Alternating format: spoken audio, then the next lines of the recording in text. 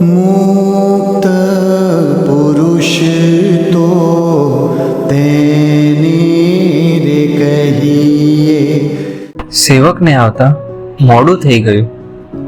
સંત કેમ્પ 2019 ફેબ્રુઆરીના 3જા દિવસે દ્વિતીય સેશનમાં ગુરુવરે પરમ પૂજ્ય સ્વામીશ્રી પૂજ્ય સંતોની સાથે મીટિંગ હોવાથી સેશન ચાલુ થઈ ગયા પછી સભામાં પધાર્યા.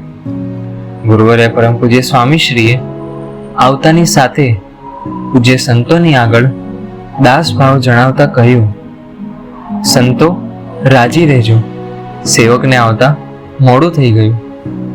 ગુરુવરે પરમ પૂજ્ય સ્વામીશ્રીને ટ્રેનિંગ દરમિયાન હાજર રહેવું જરૂરી ન હતું.